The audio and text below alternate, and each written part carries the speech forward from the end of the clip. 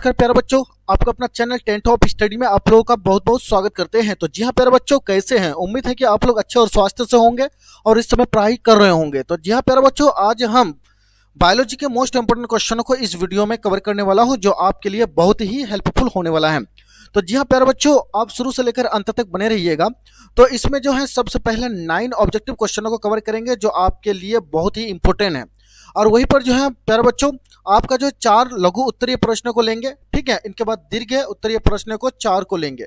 आप शुरू से लेकर अंत तक बने रहिएगा, नहीं तो आपका बीबीआई मोस्ट इंपोर्टेंट क्वेश्चन जो है छूट सकता है। तो आइए बहुत ही तेजी के साथ क्वेश्चन नंबर 1 को सॉल्व करने का कोशिश करते हैं। आइए प्यारे बच्चों, क्वेश्चन नंबर 1 को सॉल्व करते हैं। कहता है कि नर युग्मक में गुणसूत्र की संख्या कितनी होती है? ए में कहता है 22, बी में कहता है 23, सी में कहता है 24 और डी में कहता है 11। तो क्वेश्चन नंबर 1 का राइट आंसर जो हो जाएगा प्यारे बच्चों, बी हो जाएगा, जो 23 होती है।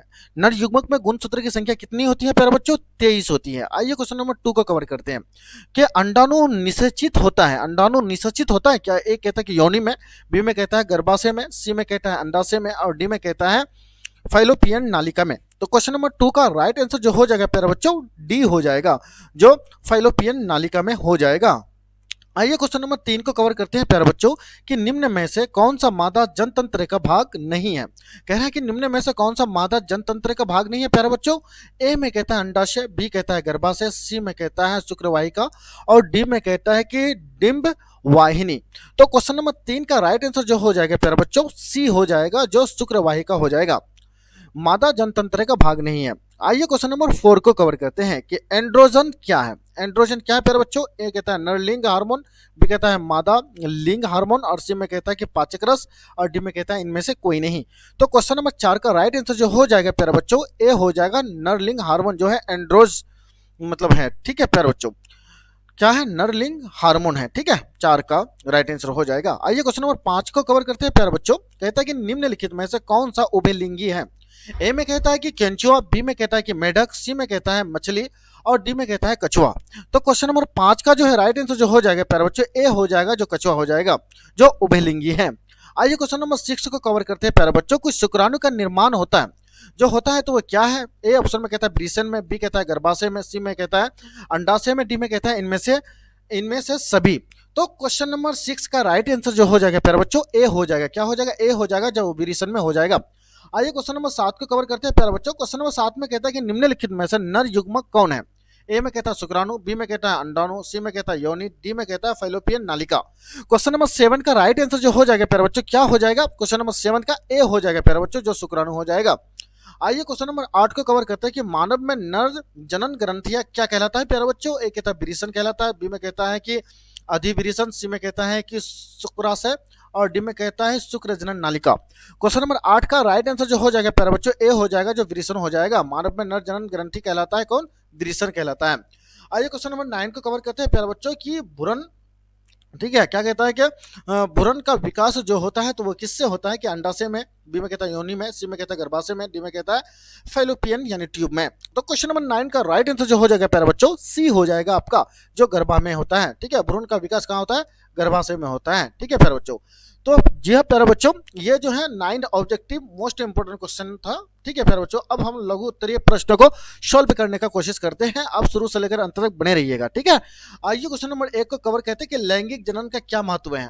लैंगिक जनन के बारे में जानने का कोशिश करेंगे प्यारे बच्चों, लैंगिक जनन क्या है और उनका महत्व क्या है। तो आइए क्वेश्चन नंबर 1 का आंसर को देखते हैं, ठीक है। क्वेश्चन नंबर 1 में कहता है कि लघु उत्तरीय प्रश्न में है कि लैंगिक जनन पर नर एवं मादा द्वारा निर्मित युग्मक के संयुग्मन से संतति जीव का निर्माण होता है प्यारे बच्चों, ठीक है, जिसका महत्व कितना है? 4 है। ए में कहता है सभी जीवों में गुणसूत्र की एक निश्चित संख्या होती है। और नंबर 2 में कहता है कि लैंगिक जनन में नर तथा मादा युग्मकों में 2 भिन्न जीवों से प्राप्त डीएनए का समावेश होता है। और 3 में कहता है कि इस प्रक्रिया में अर्धसूत्र यानी विभाजन तथा निषेचन होता है तथा जननांग का निर्माण होता है। और वहीं पर चौथा नंबर में कहता है कई पीढ़ियों तक इसके रूपांतरण होने में भिन्नता उत्पन्न होती है तथा क्रम विकास में नई जाति का निर्माण होता है, ठीक है प्यारे बच्चों। आई होप कि आप समझ गए होंगे। आइए क्वेश्चन नंबर 2 को कवर करते हैं प्यारे बच्चों। क्वेश्चन नंबर 2 में कहता है कि अलैंगिक जनन की अपेक्षा लैंगिक जनन में क्या लाभ है। यानी अलैंगिक के बारे में कहता है और इसके बाद लैंगिक के उनके अपेक्षा में क्या लाभ है प्यारे बच्चों, ठीक है। तो आइए क्वेश्चन नंबर 2 को सॉल्व करते हैं, देख लेते हैं इनकी अपेक्षाओं को। ठीक है, क्वेश्चन नंबर 2 में कहता है कि अलैंगिक जनन में संतान की उत्पत्ति में सिर्फ एक जनक भाग लेते हैं, जिनमें से उत्पन्न संतानें आनुवांशिक गुणों में ठीक जनकों के समान होती है और उनमें किसी तरह की भिन्नता नहीं पाई जाती है। ठीक है, परंतु लैंगिक जनन में दो जनक भाग लेते हैं, नर एवं मादा युग्मक अर्धसूत्री विभाजन द्वारा बनते हैं। अर्धसूत्री विभाजन के समय क्रॉसिंग यानी ओवर के कारण डीएनए की भिन्नता उत्पन्न होती है और यही भिन्नता निषेचन के बाद युग्मज में समाहित होने से भिन्नता पैदा करती है। गुणसूत्र के नए जोड़े बनते हैं जिसमें जीव की श्रेष्ठ गुण उत्पन्न होते हैं। और लैंगिक जनन की तुलना में लैंगिक जनन में जीव की विविधता एवं जैव विकास की ज्यादा यानी अवसर प्राप्त यानी होते हैं। ठीक है प्यारे बच्चों, आई होप कि आप लोग समझ गए होंगे। लेकिन आपको अगर पूछ लिया जाए कि जनन कितने प्रकार के होते हैं, जनन दो प्रकार के होते हैं, जिसको लैंगिक जनन कहते हैं और एक को अलैंगिक जनन कहते हैं। लैंगिक जनन में नर और मादा की आवश्यकता होती है और लैंगिक जनन में नर और मादा की आवश्यकता होती है और अलैंगिक में नर और मादा की आवश्यकता नहीं होती है प्यारे बच्चों। ठीक है, बस इतना को याद रखेंगे तो आपको कॉन्सेप्ट समझ में आ जाएगा। आइए क्वेश्चन नंबर 3 को कवर करते हैं प्यारे बच्चों। क्वेश्चन नंबर 3 में कहता है कि ऋतुस्राव यानी क्यों होता है। ठीक है, ऋतु स्त्राव क्यों होता है प्यारे बच्चों, इनको जानते हैं हम। ठीक है, क्वेश्चन नंबर 3 पे चलते हैं। क्वेश्चन नंबर 3 पे देखिएगा कि मानदा बालिकाओं में 28 दिनों का क्या होता है, आर्तव चक्र यानी होता है, यानी मासिक चक्र में 14वें दिन अंडोत्सर्ग किया यानी क्रिया होती है एवं 28वें दिन रक्त एवं मयूकस गर्भाशय की दीवार में अलग हुई क्या होते हैं कि अलग हुई टूटी कोशिकाओं तथा अंडाशय योनि से स्त्राव के रूप में बाहर निकल जाते हैं, जिसमें मासिक स्त्राव, ऋतु स्त्राव अथवा राज यानी रजोधर्म कहते हैं। क्या कहते हैं, रजोधर्म कहते हैं। ठीक है, फैलोपियन नालिका में पहुंचने के 36 घंटे तक अंडाणुओं के शुक्राणु द्वारा निषेचित होने की क्षमता होती है। इस समय विधि बीतने के उपरांत यदि अंडाणु का शुक्राणु के साथ संयुग्मन नहीं होता है तब ये नष्ट हो जाते हैं। क्या कहता है कि प्रोजेस्टेरॉन जिसको कहा जाता है, प्रोजेस्टेरॉन का स्त्राव नहीं हो पाता है एवं गर्भाशय की दीवार का अंत अस्तर टूटने लगता है। गर्भाशय अस्तर के टूटने से रुधिर अन्य यानी ऊतकों, मृत अंडाणु एवं क्या कहता है कि मयूकस के साथ रक्त स्त्राव के रूप में योनि द्वारा बाहर निकल आता है। ठीक है प्यारे बच्चों, आई होप कि आप समझ गए होंगे। आइए क्वेश्चन नंबर 4 को कवर करते हैं। लास्ट क्वेश्चन है प्यारे बच्चों लघु उत्तरीय प्रश्न का कि अपरा प्लेसेंटा क्या है और इसका क्या कार्य होता है। ठीक है प्यारे बच्चों, ये पूछी जाने वाली प्रश्न है। देखिए 2021, 2020, 2018, 2022 में पूछी गई ये सब प्रश्न। ठीक है, कोई भी प्रश्न को आप हल्के में नहीं लीजिएगा प्यारे बच्चों। ठीक है, क्वेश्चन नंबर 4 को देखते हैं। क्वेश्चन नंबर 4 पे कहता है, ध्यान से देखिएगा प्यारे बच्चों की गर्भाशय की भित्ति में और भ्रूण के बीच विशेष प्रकार के ऊतक विकसित होते हैं, जिसमें क्या कहता है कि प्लेसेंटा कहते हैं। क्या कहते हैं, प्लेसेंटा या प्लेजेंटा भी कह सकते हैं इनको। और यह एक क्या होता है, तस्तरी नुमा होता है, तस्तरी के आकार का संरचना है जो गर्भाशय की भित्ति में धंसा रहता है। ठीक है प्यारे बच्चों, भ्रूण को माँ के रुधिर से ही पोषण मिलता है।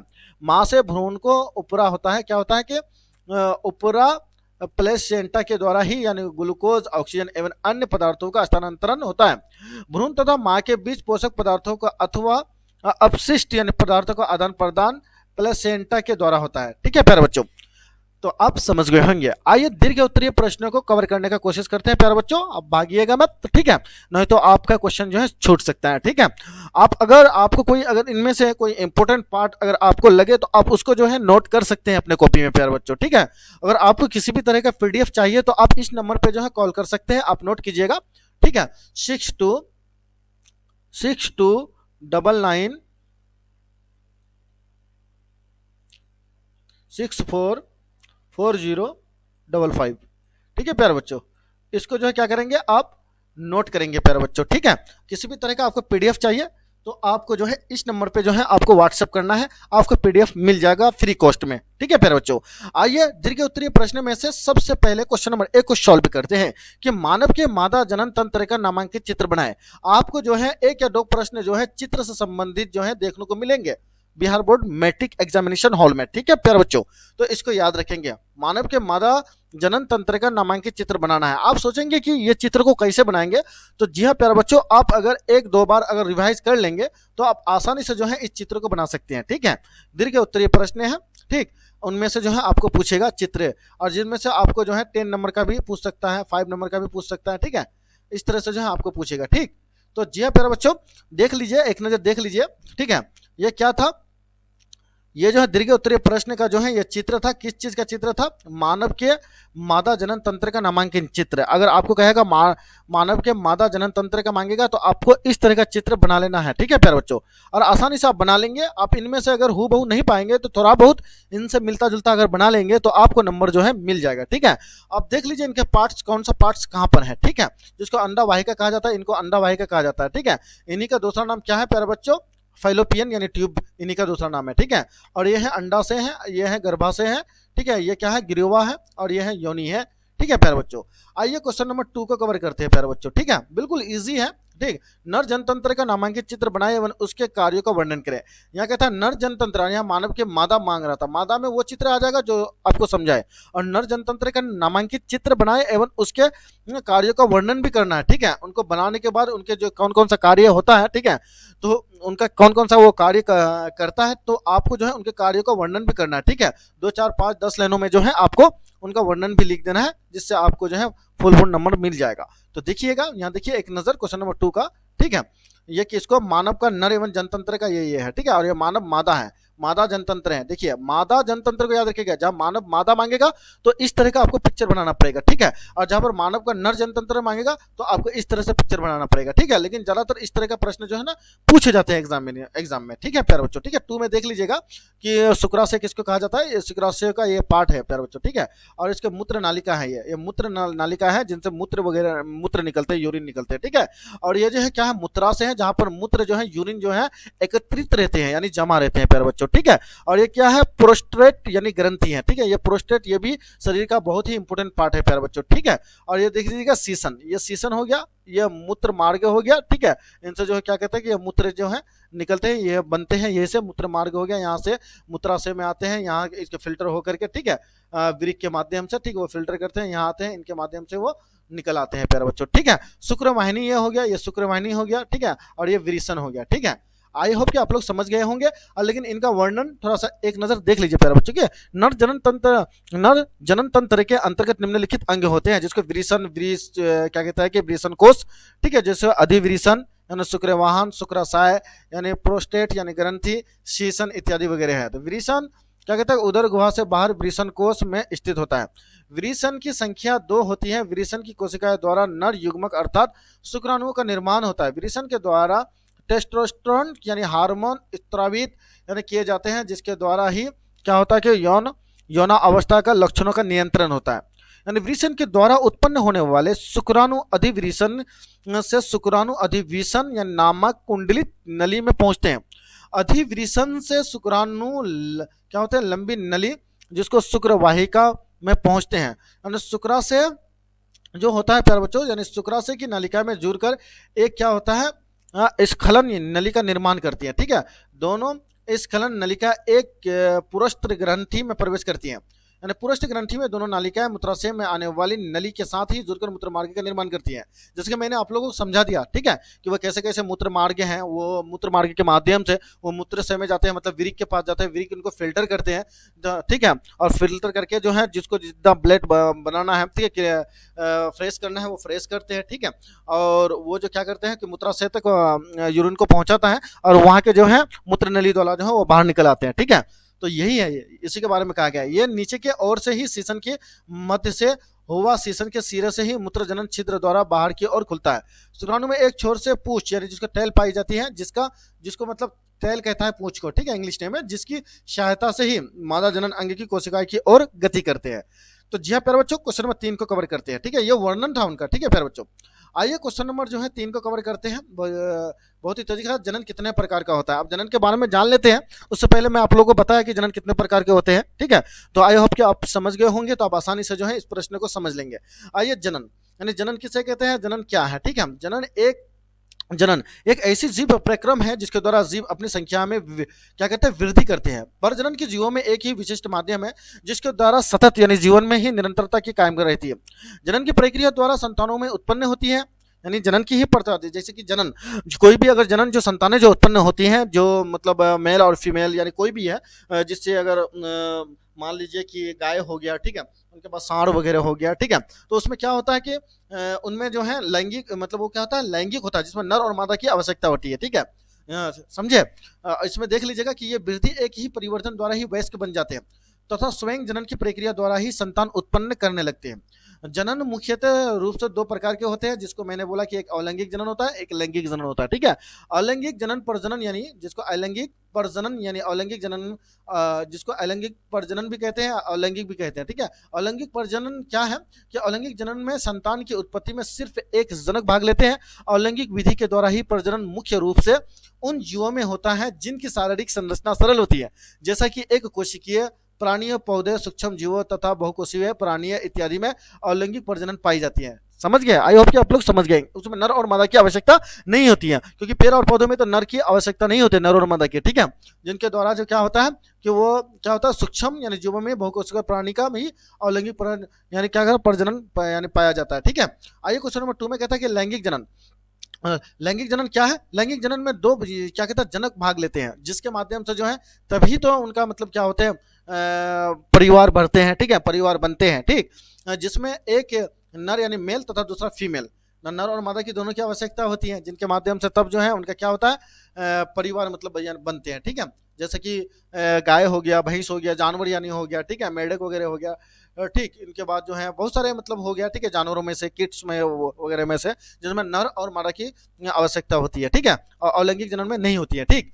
आई होप कि समझ गए होंगे। नर जनक के द्वारा ही नर युग्मक तथा मादा जनक के द्वारा ही मादा युग्मक का निर्माण होता है। दोनों युग्मक मिलकर ही क्या होता है कि युग्मनज यानी नामक नई कोशिका का निर्माण करते हैं। नई कोशिका के द्वारा ही एक नए जीव का निर्माण होता है प्यारे बच्चों, ठीक है। उच्च वर्गीय जंतुओं एवं पौधों लैंगिक विधि के द्वारा ही जनन होते हैं, ठीक है। आई होप कि आप लोग समझ गए होंगे।